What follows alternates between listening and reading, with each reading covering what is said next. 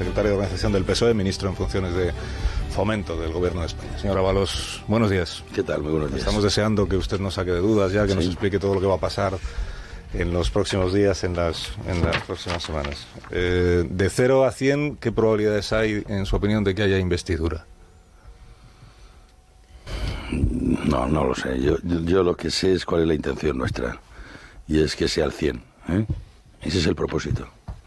Esto es como todo. Si uno ya está predisponiéndose, evidentemente no consigue el resultado, ¿no? Nosotros creo que hemos hecho otro nuevo esfuerzo.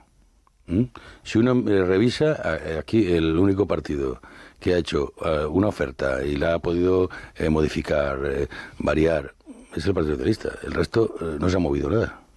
Absolutamente nada.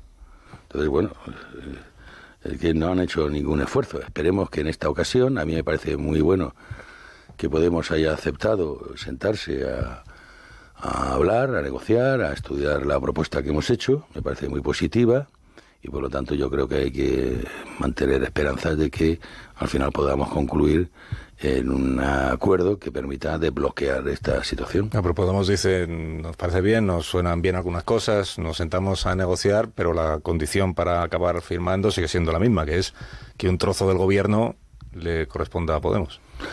Bueno, pero si vamos a la raíz de la cuestión que se expuso en su día, y es que no se fían de esas propuestas que hagamos y que por lo tanto lo que quieren son garantías para el cumplimiento, nosotros hemos puesto el énfasis en esa cuestión. Ellos piensan que la forma de salvaguardar el cumplimiento, es decir, esas garantías, pasan por formar parte de un gobierno de coalición. Nosotros entendemos que no es la forma más eficaz para superar esa desconfianza, y la mejor garantía pues posiblemente sean otras fórmulas que son las que planteamos. Pues un programa concreto, calendarizado, sometido a unos controles y seguimientos, tanto en el ámbito incluso del Ejecutivo, que podríamos plantear alguna responsabilidad para el cumplimiento de los acuerdos. Lo podríamos hacer también en el nivel legislativo, en el nivel político, es decir, plantear, incluso incorporando a la sociedad civil para el control del cumplimiento, es decir, toda una serie de mecanismos que pretendan garantizar el cumplimiento. Por lo tanto, si realmente se fundamenta la propuesta del gobierno de coalición en la desconfianza y en las garantías, eso es lo que nosotros hemos atajado, que pretendemos atajar. Y junto a eso, lo que planteamos también es en los niveles de representación de la institucionalidad que completa el Estado, pues que tenga representación también. Cuénteme eso, me interesa, porque desde primera hora estoy diciendo, ayer dijo el presidente Sánchez en su intervención que invitaba a Podemos o le ofrecía participar en la gobernanza del país, ejerciendo altas responsabilidades en instituciones muy relevantes que complementan la labor del Consejo de Ministros. ¿Qué instituciones son esas? Bueno, pues todas las que conforman, como digo, el Estado, ¿no?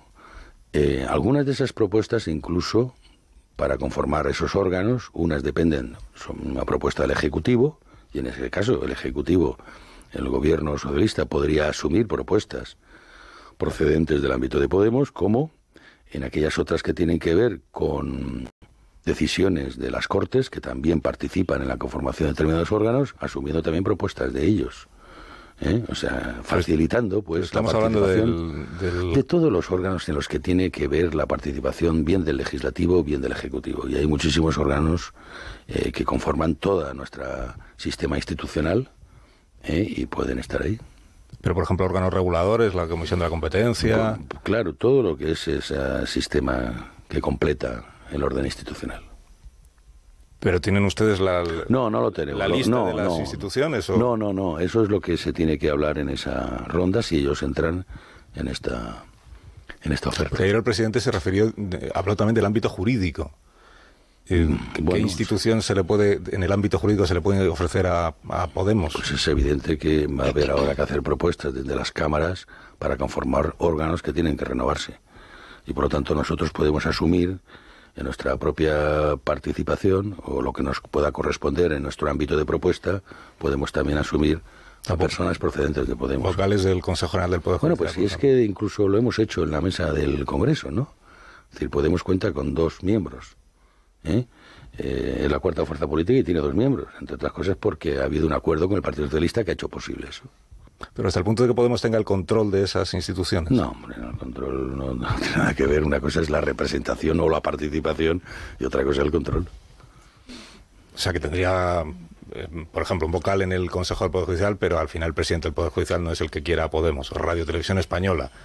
Bueno, eso depende en todo caso. Yo tampoco creo que eso sea necesariamente derivado de esto, ¿no? Porque, en definitiva, como grupo parlamentario, en algunos ámbitos tendrá representación incluso por sí solo. Quiero decir que... Pero bueno, es una cuestión a abordar. Nosotros en ese caso, pues... Me pregunto porque compartiríamos. Los negociadores de Podemos igual mañana se sientan a la mesa y dicen, nos ha parecido interesante esto de las instituciones que dijo el presidente. Concréteme usted, señora Calvo, con quién se sienten mañana.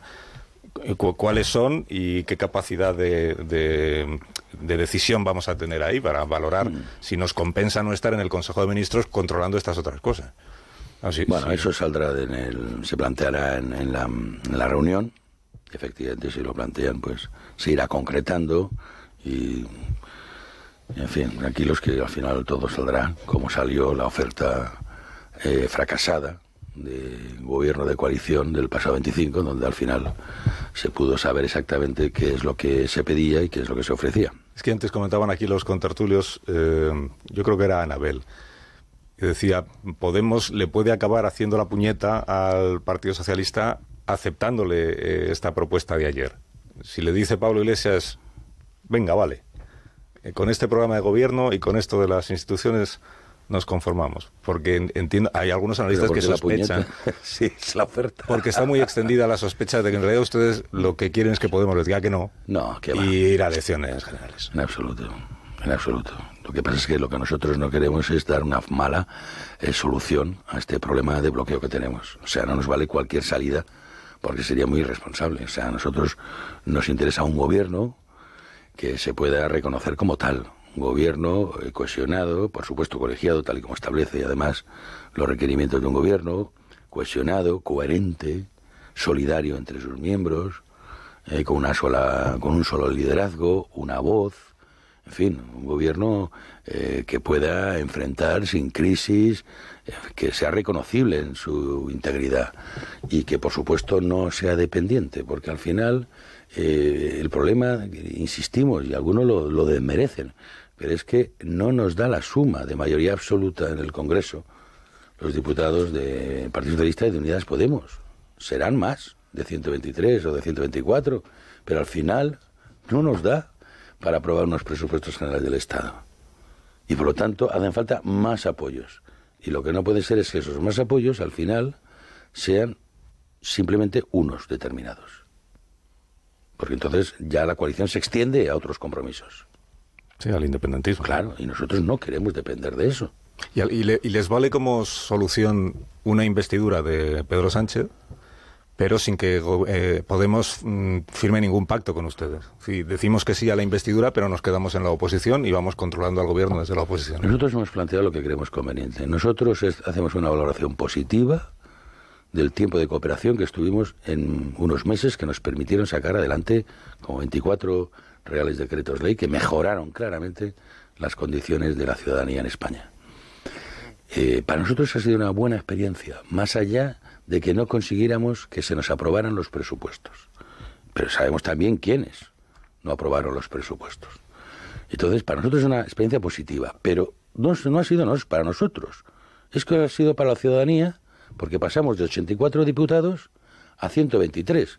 Y le diré, si efectivamente lo que nos ha querido vender la derecha en este país, de que se les arrebató el gobierno de un modo ilegítimo, como estuvieron relatando ese tiempo, la ciudadanía hubiera actuado en defensa de ese gobierno que fue arrebatado el poder de modo ilegítimo. Y no ha sido así, que tenían 137 y han pasado 66.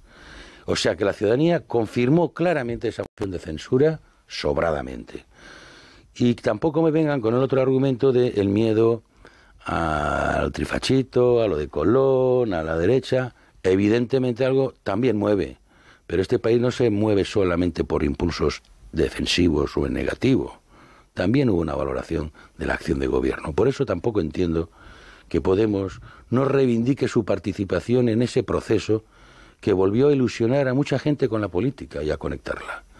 No acabo de entender una visión en negativo en lugar de una cultura del éxito. Yo creo que Podemos tendría que reivindicar ese periodo como protagonista de la acción de gobierno desarrollada en esos meses. Y dos, y en eso creo que falló, tenía la posibilidad de haber accedido al gobierno con esa vicepresidencia y 4 ministerios, uno de ellos incrustado en la vicepresidencia, y haberlo vendido más allá de cuánto suponía en el presupuesto, de la denominación de la cartera. Lo importante es formar parte del gobierno de España. Una formación con 4 años que pasa de la agitación a la calle, en la calle, a formar parte de un gobierno es un proyecto de éxito. Y no sé cuál es el empeño en no vender el éxito y recrearse en sentimientos negativos, de la humillación. Y me vuelvo a humillar, y si es preciso me humillaré. Pero, ¿por qué? ¿Por qué si pueden ser protagonistas de una historia de éxito? Y además con perspectiva histórica, más éxito, como organización. Pero como cultura política, a la izquierda del Partido Socialista, otro éxito, en la medida en que rebasarían un límite que lo tienen desde la Segunda República, en el caso español. Pero en el caso europeo, desde el final de la Segunda Guerra Mundial, que ha habido siempre un impedimento a que estas formaciones formaran parte del gobierno. ¿Y usted a qué atribuye lo de esto de la humillación? Es que lo dijo ayer Pablo Iglesias, ¿no? Lo de ha sido una humillación que el señor Sánchez dijera Iglesias está fuera del gobierno. Yo acepto humillarme, pero no quiero que sean humillados los votantes de... Ayer cuando usted hablaba de esto de la humillación y decía lo de los sentimientos negativos, dijo, igual también podríamos hablar del orgullo. ¿El problema es Pablo Iglesias por su arrogancia o por su exceso de autoestima? Bueno, yo no quiero entrar en esas cuestiones individuales, no me gustan que nadie las utilice y por lo tanto yo tampoco quiero utilizarlas. Yo creo que estamos todos obligados, cuando participamos de proyectos colectivos, queremos liderar proyectos colectivos y aspiramos a gestionar asuntos colectivos, tenemos que la faceta personal, no digo renunciar a ella porque eso es imposible, pero sí limitarla, porque tenemos otras responsabilidades que van más allá de los propios sentimientos, de los propios estados de ánimo. ¿Cuántas veces uno se levanta y dice, ¿para qué, no? ¿Qué hago yo aquí, no? Si uno se dejara absolutamente influir por esos estados de ánimo, pues prescindiríamos de una cuestión básica que se llama responsabilidad, ¿eh? Y la responsabilidad, por lo tanto, lleva a limitar todas estas cuestiones personales. Yo lo que digo es que estos elementos de subjetivos no deben formar parte del debate político. Entre otras cosas, pues son tremendamente subjetivos, porque hay quien se siente humillado a la mínima y quien no conoce el término humillación. Quiero decir que, por lo tanto, es una cuestión muy, muy subjetiva. Desde el punto de vista de la atribución de las humillaciones, pues pueden sentirse humillado uno personalmente, puede extender la humillación a lo que representa, pero yo también podría decir que tenemos más votantes y también los podemos ver humillados, ¿no? Y entraríamos en una cosa de sinsentido absoluto. Mire, yo no sé exactamente ahora, pero humillación y humildad se parecen mucho en su raíz. Pero me gustaría más la segunda. Conecta más. Hacer un elogio de la humildad que no de la humillación. Pero yo creo que eso en serio no debe estar en el debate, no ayuda y además no me gusta personalizar. Fíjese que, por ejemplo, normalmente se personaliza para desacreditar. ¿Qué hace la derecha cuando nos llama sanchistas a los que somos socialistas? Pues nos intenta descalificar, ¿eh? Y de hecho, cuando uno se centra mucho en la persona, lo que trata es de afectar a todo lo que representa. Por lo tanto, yo esas cosas creo que mejor no entremos en ello. Pero hay un elemento... Aunque sea el doctor Ábalos, como me has dicho antes, que te he escuchado. Habrá que preguntarle por esto. Hemos entrado en el análisis psicoanalítico. Claro, por eso. La negociación esta que tienen ustedes. Pero claro, hay un elemento personal que es inevitable, porque... Bueno, esto es porque ustedes dijeron, Iglesias no puede estar, por eso acabó en la vicepresidencia para Irene Montero. Pero no por una cuestión personal en este caso, sino política. En la medida en que nosotros observamos y seguimos observando uno de los problemas de esa fórmula de gobierno de coalición, que realmente no era de coalición en sí, sino que era más bien un gobierno dentro de otro gobierno, con un liderazgo reconocible para esa parte del gobierno. Y no queremos esa fórmula. Empecé diciendo que queremos un gobierno coherente, cohesionado, solidario, y eso no entra dentro de esa fórmula. No hace mucho leí un artículo que se refería a la experiencia francesa de Lionel Jospin. Hablaba de que incorporó miembros del Partido Comunista y hablaba de ministros comunistas, no comunistas ministros. Es decir, que su vinculación, su compromiso, su lealtad al gobierno debe ser por encima del partido del que proceda, ¿no? Y esto nos daba la sensación contraria, que no eran ministros podemistas, sino podemistas ministros. Una de las medidas que aparecían por la mañana en el documento del presidente luego fue corregida, que es esta que decía que se planteaban la prohibición de la venta de coches diésel en España para el 2040. Y posiblemente tengamos que corregir muchas más. ¿Pero esta por qué se corrigió? Porque fue cosa de unas horas. Por la mañana era prohibición y por la tarde ya había dejado de serlo. ¿Qué ha pasado? Pues no lo sé exactamente. No sé si fue supervisado en origen, si se cruzó algo, no lo sé. Lo que sí que está claro es que todas las medidas son susceptibles de modificación, rectificación, porque ya lo dijimos, es una propuesta abierta, que han salido de los diferentes colectivos. También es verdad que en las manifestaciones de muchos de los colectivos también hay posiciones contradictorias con los que hemos hablado. Pero bueno, no lo sé exactamente cuál es el motivo, pero lo que cuenta es la posición que finalmente se ha dado. Y finalmente no se plantea la prohibición de la venta de coches diésel para 2040. No, yo he leído la cuestión, además hace una distinción entre el transporte profesional del que no lo es, habla de una serie de condiciones. Pero lo que sí también, en el fondo, lo digo por la reacción rápida, tendremos que ver si efectivamente cuando estamos todos de acuerdo en determinados objetivos, cuando llega el momento de arbitrar medidas, parece que no.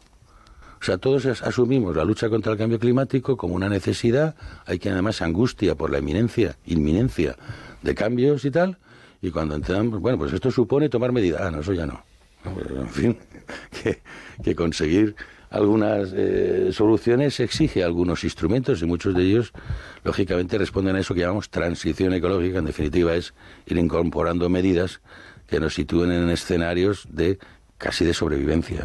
Seguramente entre los más contrarios a una medida como esta tan expeditiva, que es la prohibición, está el sector de la automoción. Sí, pero el sector de la automoción es muy consciente, Están pasando una etapa muy mala de venta. Pero es muy consciente de los retos, los desafíos que tiene, es el más consciente y sabe que tiene que ir adaptándose a exigencias, que es un problema de calendarios, pero que además no depende solamente de España, sino que estamos comprometidos en otros ámbitos, en Europa, también con las conferencias de Naciones Unidas, de las cumbres del clima, en fin, tenemos compromisos internacionales y nuestra propia inserción en Europa que nos obliga a compartir medidas. De hecho, sobre esto ya ha habido un debate. España ha tenido una posición más bien intermedia, no ambiciosa como otros países, tampoco reactiva como otros, pero nos hemos movido en una posición de moderación en este sentido. Ayer salió el dato del paro, por cierto, que no ha sido, en mi opinión, no ha sido bueno. Son 7.000 despidos cada día, 200.000 afiliaciones menos en el mes de agosto, peor dato desde el año 2008. El gobierno mantiene que no hay que preocuparse, no hay que inquietarse por la ralentización económica, por la preocuparse de trabajo. Preocuparse siempre, no es un buen dato. Ahora, tendríamos que ver la serie, efectivamente, si estamos hablando de una cuestión puntual o efectivamente constituye otra situación. Una cosa es preocuparse y otra cosa es el alarmismo, que hay quien es muy dado. Ya el Partido Popular ya anuncia recesión a la primera, ¿no? Y le falta poco para anunciar el apocalipsis, pero bueno, es normal. A mí, de todas formas, me gustaría que en este país hubiera un momento que los partidos pasaran de la promoción del descontento, cosa que es muy fácil, a la fase de propuesta. Porque el otro día tuvimos un debate en el Congreso donde al final no sé para qué fuimos, sinceramente, porque el objetivo de la convocatoria se despistó, Pero propuestas, ninguna. Todo está mal, todo se hace mal, todo está fatal, pero imagino que para decirlo eso no hace falta representar nada, ¿no? Eso es fácil. Ahora, la propuesta, aquello que te compromete, aquello que además te sitúa, pues a lo mejor no quedando bien con todo el mundo, porque es imposible quedar bien con todo el mundo, ¿no? Y entonces yo lo que he hecho de falta es que haya no ya propuestas, sino que incluso a quien proponga algo se le permita que se debata. Y no veo espacio en estos momentos en el país para esto. Pero bueno, yo creo que efectivamente es un dato. Siempre son malos los de agosto, ¿eh? O sea, otra cuestión es que veamos. Hombre, yo creo que de todas formas hay que ser muy preventivo, porque efectivamente en el escenario europeo no es que estén las cosas muy bien. España está aguantando y está bien con respecto al resto, pero podríamos, claro que sí, si no tomamos medidas, podríamos enfrentar una situación de riesgo. Pero de momento estamos ahí conteniendo y yo creo que no hay que ser alarmista. Antes de que mis contertulios rematen las preguntas, le voy a dar la oportunidad de que elogie a Vox, que es algo que seguramente hasta este momento no ha sentido usted la necesidad de hacer en ningún momento. Vox ayer denunció que en el Congreso de los Diputados llegaba una delegación iraní y que el protocolo decía que las diputadas no pueden estrechar la mano de los señores iraníes, y que al parecer se había dado por buena esa condición que ponían ellos. Y Vox dijo, nosotros nos parece que no hay que transigir con una discriminación hacia la mujer, y finalmente no hubo saludos porque el Congreso entendió que era mejor que no los hubiera. ¿Aplaude la iniciativa que tuvo Vox al denunciar este trato discriminatorio a la mujer? Sí, pues no, mire, no sé cómo ha sido la cuestión y no sé si fue el único que se dio cuenta, el único protesto, no lo sé. Pero en fin, después de elogios a una cultura que tampoco se diferencia mucho a la iraní, en ese sentido me parece que no les voy a dar tampoco esta vez esa gracia. Anabel Vera Morodo. Sí, está en el aire, señor ministro, la entrevista de Pedro Sánchez y Pablo Iglesias. En el aire quiero decir si se está supeditada a cómo vaya la reunión de mañana de las comisiones negociadoras y si se mantiene en pie el anuncio que hizo el presidente en julio de entrevistarse también con el señor Casado y Riveras, si es que quiere. Sí, se mantiene el propósito, ¿no? En el caso de Podemos, como se arrancan estas reuniones y van madurando, pues evidentemente el encuentro que se puede hacer con el señor Iglesias pues tendrá un sentido u otro en función también, lógicamente, del desarrollo de las reuniones, pero eso es normal, ¿no? Si ojalá fuera todo bien y pudiéramos concluir en un acuerdo, pues esa reunión tendrá, en fin, otras características que de no producirse, ¿eh? Por lo tanto, es muy importante el desarrollo de estas reuniones, pero no está supeditado a ello. Y en el caso del señor Rivera, lo que nos ha llegado es que no vale la pena hablar, lo cual es una cuestión rara, ¿eh? Volviendo a lo de las formas de los iraníes y tal, pues, en fin, que le llame el presidente del gobierno en funciones y uno diga, no voy a hablar, constituye un hecho insólito. Debe ser la nueva política, pero bueno. Oye, ya veremos. Yo creo que hace tiempo ellos se desconectaron de esta galaxia y están sin rumbo. Bien, ya veremos hasta dónde les lleva. Y en el caso del señor Casado, pues lógicamente es obvio que la relación entre el presidente del gobierno en funciones y el líder de la oposición pues debe ser bueno, que se vean lo más que puedan, ¿no? Sí, hablando del acuerdo que han ofrecido ustedes para la gobernanza a Podemos y de algunas de las instituciones en las que se podría hablar, dígame si, por ejemplo, alguna de estas que le voy a decir estarían ustedes dispuestos a transigir, no a que le den un trozo de poder, porque a lo mejor a eso tienen derecho, ¿no?, sino a que le den el control. Por ejemplo, el CIS, Radio Televisión Española, el Consejo Superior de Deportes o Correos. Correos es una empresa pública. Sí, bueno, es una institución, ¿no? También las empresas públicas entran o no en el paquete. No lo hemos planteado. Eso no es estrictamente representación institucional, ¿eh? Son entidades de gestión, ¿eh? O sea, empresas públicas no. No nos hemos planteado de momento eso, ¿eh? Vamos a ver qué se habla. Yo no quiero plantear nada porque realmente me está planteando cuestiones que deberían desprenderse de las reuniones que se tengan, y no quiero anticiparme porque tampoco sé cuál. Pero ustedes llevarán ya una lista. Es que yo no formo parte de la comisión. Gordo. Cataluña se nos echa encima una agenda complicada y ustedes están en plenas negociaciones de esa investidura. ¿Pablo Iglesias es un socio cómodo, socio fiable para gestionar lo que se les viene encima en Cataluña en estos momentos? Bueno, pues por eso es una de las cuestiones que cada vez que hemos hablado de la fórmula de coalición, es una de las cuestiones que nos han preocupado, porque evidentemente nosotros no estamos en una posición ni siquiera contemporizadora, en ese caso, ¿no?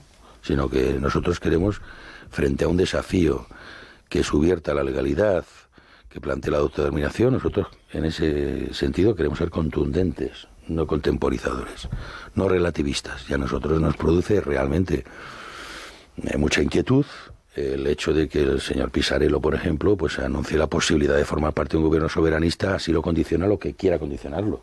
Pero solamente esa posibilidad, pues a nosotros nos molesta, como nos molestó en su día, pues que la mesa de las Cortes, pues en este caso pues Podemos, pues no estuviera, en fin, pusiera obstáculos o impidiera pues la cuestión esta de los diputados que había que remover, ¿no?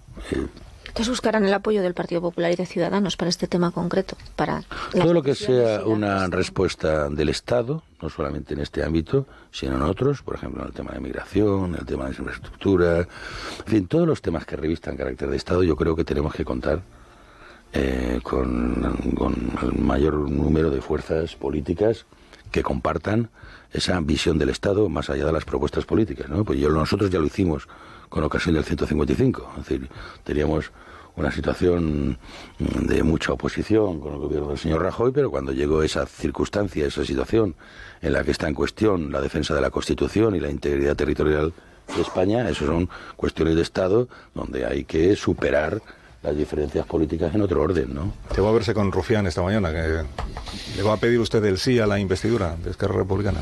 No, queremos conocer su posición, si ha variado con respecto al pasado mes de julio. Ellos también quieren saber exactamente nosotros qué pretendemos. Pues bueno, es un encuentro. Ellos en ese sentido saben perfectamente cuál es nuestra posición y saben claramente ahora mismo en las medidas está también reflejada nuestra posición con respecto a lo de la autodeterminación y tal, así es que no nos van a presionar por ahí en absoluto. Por lo menos han dejado de llamarles a ustedes, Rufián en concreto, carceleros y secuestradores de presos políticos y todas esas cosas tan terribles. Le agradezco mucho la visita, ministro. Muy bien. Es que me están aquí con la lista de instituciones. Me preguntan por la agencia tributaria, que si ofrecen ustedes a Podemos la agencia tributaria. La agencia tributaria es un órgano de gestión del Ejecutivo. O sea que no. Esta la tachamos de la... No dejamos de tachar cosas. Las que sí no nos queda claro cuáles son, pero las que no, esta es una. Ya llevan algunas. Agencia tributaria, como que no. Llevan bastante, sí. José Luis, gracias por la visita. Muy bien, muchas gracias por invitarme nuevamente. Ya seguiremos contando. El doctor Ábalos aquí en Onda Cero a las 9:32, una menos en Canarias. Ahora mismo continuamos.